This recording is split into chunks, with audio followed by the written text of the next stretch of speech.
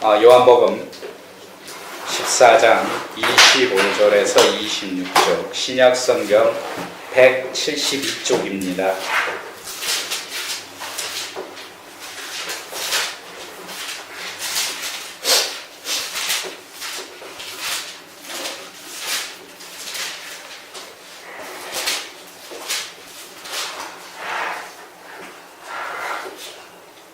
됐습니까? 자, 다 같이 25절에서 26절 다 같이 합독하겠습니다. 내가 아직 너희와 함께 있어서 이 말을 너희에게 하였거니와 보혜사 곧 아버지께서 내 이름으로 보내신 성령 곧 너희에게 모든 것을 가르치고 내가 너희에게 말한 모든 것을 생각하리라. 아멘. 오늘 제목은 당신의 페이스메이커는 누굽니까? 페이스메이커, 우리 영화에 김명민이가 출연한 페이스메이커, 저는 그 지난 명절 때 봤습니다. 페이스메이커 하면은 마라톤이나 우리 자전거 경기에서 주전 선수가 일정 속도를 유지할 수 있도록 함께 달려주는 보조 선수를 뜻합니다. 그래서 주전 선수의 기록을 단축시켜주고 또 우승을 위해서 자신을 희생하고 묵묵히 주전 선수를 도와주는 선수를 말합니다. 우리 인생에도 이처럼 우리 주변에 진정한 페이스메이커가 있었으면 참 좋겠습니다. 어떨 때 내가 욕심을 내고 내어달릴 때 옆에서 속도를 조절하며 또 완급해주는 사람, 또 나를 위해서 희생하고 오로지 묵묵히 나만 잘 되길 바라는 사람, 그런 페이스메이커가 있다 그러면 평생 있다 그러면 얼마나 좋겠습니까? 요즘 우리 주변에서 볼 수 있는 아주 신세대 페이스메이커가 있습니다. 그분들은 대입 자녀를 앞둔 부모님들입니다. 그 부모님들은 선수 입시 일정표가 항상 그 손안에는 입시 일정표가 있습니다. 다이어리에. 그리고 이 표에 적힌 일정을 꼼꼼히 늘 체크해갖고 또 모든 국내에서 이루어지는 대입 설명에 꼭 찾아갑니다. 또 그리고 많은 정보들을 수집해갖고 꼭 자신의 자녀에게 맞는 정보를 찾아내는 작업을 매일 반복합니다. 그리고 컴퓨터에는 정말 논술 자료부터 공부 방법까지 대입에 관한 자료가 없을 정도로 모든 정보들을 수집합니다. 심지어 자녀와 소통하는 법, 또 자녀가 시험에 전념할 수 있는 방법, 그래서 환경이라든지 모든 것을 자녀를 위해서 모든 환경을 다 해줍니다. 그리고 또 자녀를 열심히 응원하고 공부하고 응원하기도 하고 또 자녀의 상담자 역할을 하였고 어떻게 보면은 자녀의 발이 되어주기도 합니다. 이처럼 우리 인생에 자신만을 위해서 평생 헌신해질 수가 있다면 그거 얼마나 좋겠습니까? 만약에 우리가 깊은 산 속에 혼자 걸을 때 옆에 한 사람이 있다면 같이 손을 잡고 정말 마음이 뿌듯하고 무섭지가 않습니다. 그리고 또 만약에 어려운 문제가 있다면 함께 문제를 풀어줄 친구가 있다면, 또 무거운 짐을 들을 때 옆에서 같이 함께 들어줄 사람이 있다 그러면 정말 우리는 이 페이스메이커가 늘 함께 있으면 감사히 생각할 겁니다. 그러면은 진정 우리 주변에는 진정 페이스메이커가 있습니까? 어떤 분들은 나는 있습니다. 우리 가족 중에 있고요, 우리 형제 중에 있고, 우리 동생이고, 아니면 우리 교회에, 아니면 나는 친구가 있습니다. 이렇게 여러 자신의 주변에 페이스메이커를 있다고 표현합니다. 근데 이 페이스메이커가 있지만 과연 이분들이 영원할까요? 저도 고등학교 다닐 때 이 친구는 영원할까라고 생각했습니다. 정말 변하지 않고 세월이 지나면 분명히 끝까지 친구들이랑 이 마음이 변하지 않을 거다. 마음은 변하지는 않았습니다. 지금까지. 그렇지만은 세월이 지나다 보니까 결혼하고 자기 살기들 바쁘고 또 안사람 눈치도 봐야 되고 하다 보니까 나이가 드니까 점점 친구가 멀어집니다. 그냥 마음만 친구일 뿐이에요. 그래서 서로 위로하지도 못하고 서로 그 상태, 친구가 지금 어떤 상태인지도 알지도 못합니다. 또 형제들 간에 보면은 또 재산 문제라든지 이런 게 들고 나면 또 뭐 싸우고 난리가 납니다. 또 친한 교우들 있으면 교인들이 있으면 좋겠죠. 근데 교인들도 막상 보니까 함께 교회 다닐 때 뿐이지 그 교회에서 멀리 떠나면 교제가 없습니다. 전혀. 그래서 우리 인간이 갖고 있는 우리 영원성이 없어요. 페이스메이커들이. 근데 분명한 것은 우리가 하나보다는 둘이 낫다는 거예요. 나만을 위해서 희생해 줄 수 있는 페이스메이커. 내가 힘들 때 옆에서 외롭고 힘이 되어주는 페이스메이커. 오직 나만 바라봐. 이런 페이스메이커. 그런 사람이 있다면 참 좋겠습니다. 자, 여러분 곁에 정말 진정한 영원한 페이스메이커가 있습니까? 오늘 제가 진정한 페이스메이커를 이 조건을 한번 걸어봤어요.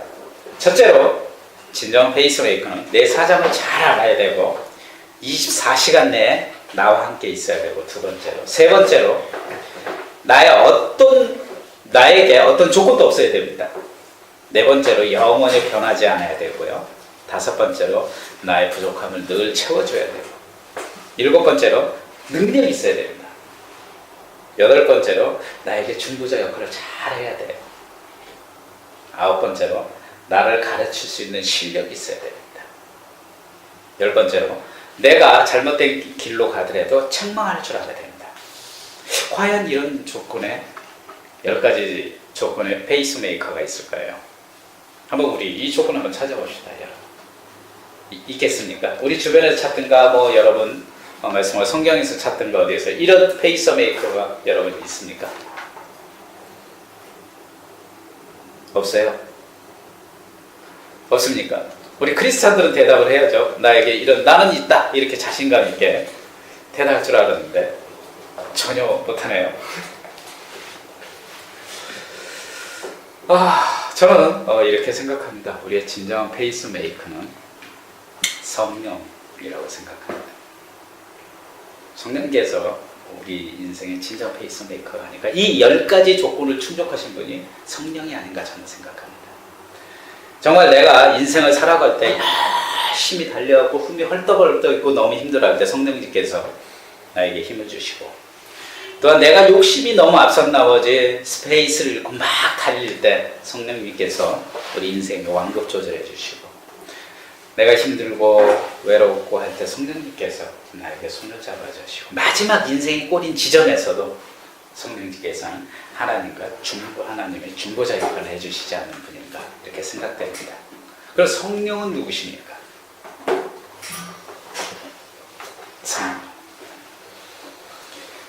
성령, 저도 중학교 때, 중고등학교 때 잘 몰랐습니다. 성경을 보면 하나님도 나오고요, 예수님도 나오고, 성령님도 나옵니다. 제가 질문할게요. 예수님과 성령님은 같은 분입니까? 다른 분입니까? 이 하나님, 예수님, 성령이 있는데 이분들은 각각 다르죠? 같아요? 역시 저보다 신앙이 그나마 깊습니다. 예수님과 성령님은 하나이십니다. 하나님의 영이죠, 성령은. 구약시대에는 만군의 하나님으로 오셨고, 신약시대에는 육신으로 오신 예수님이고, 예수님이 부활하시고 승천하신 후에 보혜사 성령님으로 오셨어요. 역시 믿음은 저보다는 신학적 수준은 저보다 높습니다. 우리 아들님들이 어제 질문하니까 저는 항상 이 문제에 대해서 이걸 우리 아들들이 알고 있나 그랬더니 역시 제대로 배웠습니다. 누가 교사인지 모르지만 참 잘 가르쳤습니다. 그래서 오늘은 우리 페이스메이커, 이 성령님에 대해서 한번 함께 알아봅시다. 우리가 우리 페이스메이커, 우리 인생의 페이스메이커 성령님은 첫째로 우리가 정확하게 알아야 된다는 거예요. 왜냐하면 우리 성령에 대해서 정확하게 알고 있지 못한다는 겁니다. 우리가 예수를 믿음으로써 예수님은 나의 구주, 그리고 내가 예수를 시인하고 내가 예수님이 내 죄를 위해서 십자가에 못 박혀 되면 내가 시인함으로써 물과 성령으로 물과 성령으로 세례를 받았음으로써 우리가 크리스찬이 되었습니다. 그런데 이런 크리스찬임에도 불구하고 우리는 성령을 첫째로 잊고 산다는 거예요. 성령에 대해서 잊음을 산다는 거예요. 우리 삶이 성령을 받았음에도 불구하고 성령과 함께하는 모습을 보여주지 못한다는 거예요. 그렇기 때문에 우리는 우리 삶에 들여다보면 열심히 살다 보면 성령님이 과연 계시는가? 성령님은 지금 이 시대에 활동하고 계시는데 그 활동하고 계시는 건 우리 잊고 산다는 거예요. 이 잊고 산다는 것은 이 첫째로 우리가 한국사 교회에서 보면은 이런 문제 오해가 있습니다. 성령에 대해서. 이 성령에 대해서 오해가 생긴 것은 한국 초창기 때 우리가 성령에 대해서 이상한 성령관을 갖게 됐어요. 그러니까 오순절 역사가 이 시대에 다시 재현되는 것을 강조한 나머지 성령님을 마치 황홀한 신비주의로 아니 환상적 요소로 성령님을 존재적 가치로 표현을 하게 되었습니다. 그래서 지금도 오순절 교회가 순복음 교회가 오순절로 시작해서 마치 순복음 교회가 지금도 막 강요를 합니다. 그래서 일부 크리스천들은 성령을 마치 나갔다 들어갔다 하는 사람처럼 성령이 나 지금 나갔으니까 부흥이야 나 기도원을 찾아가야 되겠다 이러면서 성령 받으러 간다고 이렇게 잘못 표현합니다. 그리고 어떤 사람들은 야 내가 성령 충만해야 되겠다 그래서 성령 충만하면은 어떤 특별한 소명, 은사, 신유 이런 것을 받은 거고 그걸 성령으로 표현합니다.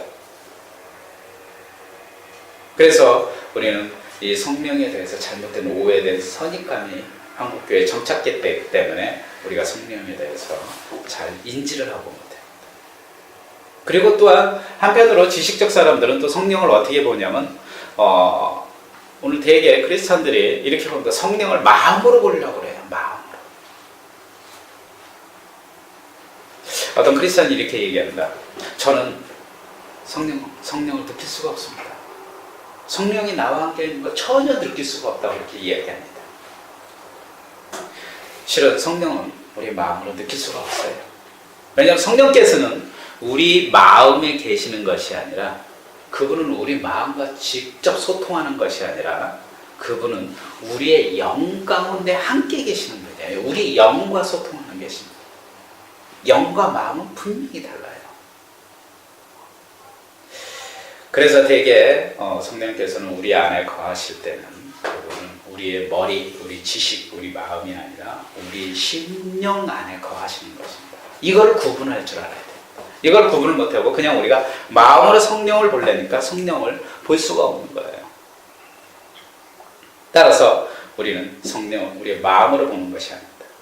우리의 영으로 성령을 느끼고 체험하고 우리의 영으로 성령의 살아계심을 느껴야 된다는 거예요.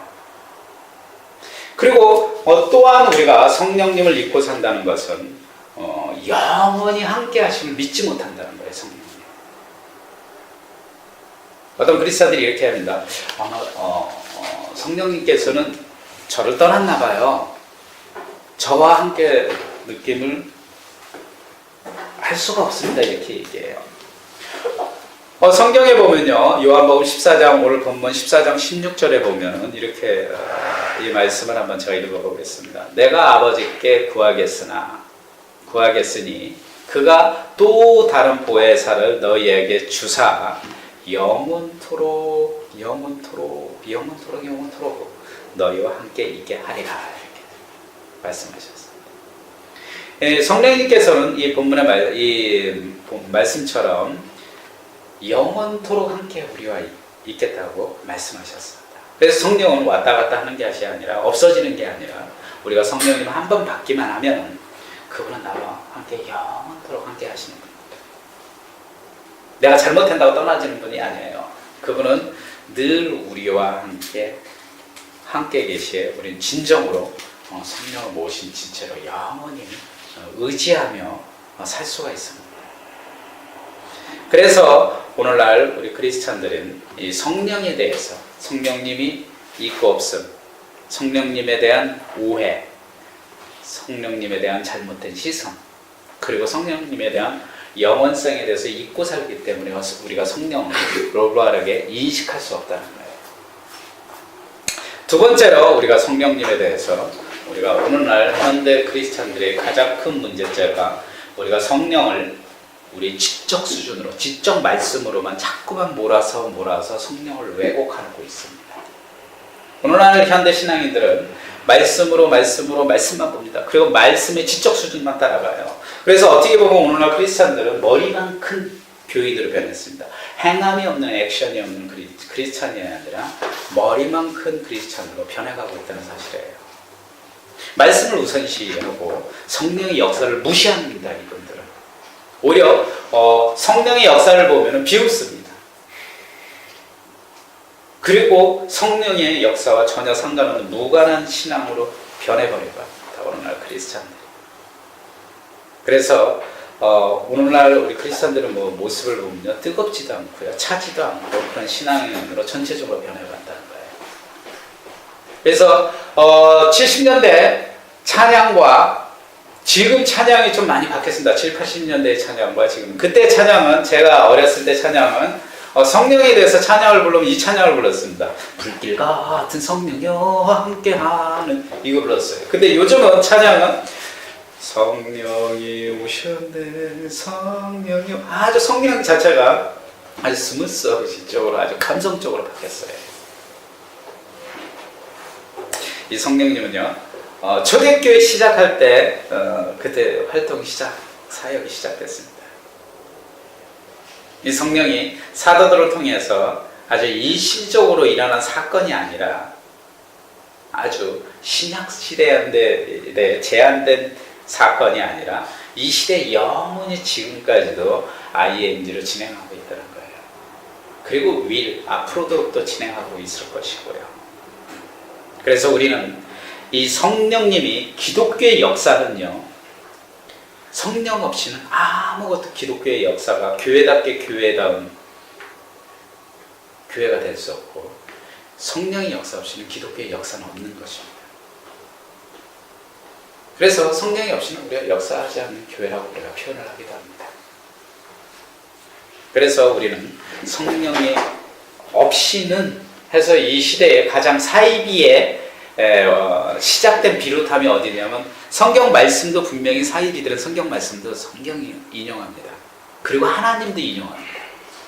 그렇지만 그 안에 성령님이 없다는 거예요. 성령님을 빼놓고 이 말씀을 인용하면서 이 말씀을 사이비로 만들어가는 가장 큰 원인이 성령 없이 우리 기독교 역사가 이루어질 수 없다는 거예요. 교회가 될 수가 없다. 그래서 사이비로 탄생이 되고, 그래서 이단이 탄생이 되는 겁니다. 따라서 우리는 성령을 받음없이 단지 교리만, 단지 말씀만 의지하는 크리스천이 아니라 성령의 기름을 받은 정말 물과 성령으로 거듭난 자로서, 그래서 성령의 살아계심을 열망하고 아주 열정으로 성령의 살아계심을 믿고 의지해야 됩니다. 그래서 성령은 이슬비처럼 간간히 오시는 게 아니라 항상 우리와 함께 있음을 믿어야 된다는 거예요. 실제로 따라서 지금 우리와 함께 역사하심을 우리가 믿는 것은 실제로 우리 실생활에서 인도하시고 우리 생활 속에서 존재하시고 또한 우리의 능력자가 되신 성령. 이제는 우리의 지적 만족으로 우리 매도해서는 안 됩니다. 이제는 우리의 지적 수준에서 성령을 제한적으로 보는 게 아니라 오직 성령님의 살아계심을 믿고 그를 의지하고 우리 삶 속에서 성령님이 드러나게끔 그런 신앙인이 되어야 됩니다. 두 번째로 우리 페이스메이커 성령님은요, 우리 신앙의 선생님입니다. 성령, 티처. 우리 신앙의 길은요, 신앙이 하루아밤 만에 완성되었으면 참 좋았을 것 같아요. 그런데 우리 신앙의 길은 하룻밤에 완성되지 않고 죽을 때까지 계속 만들어가는 거예요. 우리가 크리스찬이 살면서 분명히 죽을 때까지 살다 보면은 실수도 할 수가 있어요. 또 하나님을 잠시 놓칠 수도 있습니다. 그럴 때 성령님께서는 우리의 마음을 잘 알게, 우리의 부족함을 잘 아시게 우리를 가장 합당한 길로 인도하시고 우리 심령을 훈련시키는 분이 성령님이세요. 그래서 성령께서는 우리를 도우시며 우리를 가르치시며 우리 가운데 역사하는 선생님이에요. 여러분, 이 도서관에 아니면 학교에 입학한다고 모든 것을 다, 학교에 간다고 모든 것을 다 하루아침에 다 배울 수는 없습니다. 계속 다니면서 우리가 계속 배워야 우리가 학교에 가서 배울 수가 있어요. 그 신앙인도 우리 신앙인으로 세워진다는 것도 이와 똑같습니다. 배우는 과정이 분명히 실수도 있고 또 배움을 통해서, 꾸준한 배움을 통해서 우리가 크리스찬 될 수가 있는 거예요.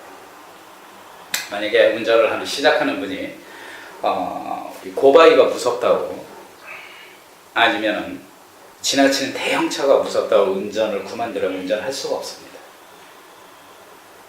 이처럼 우리 크리스찬들은 성령의 안내에 따라 계속 훈련과 교육을 받아야 됩니다.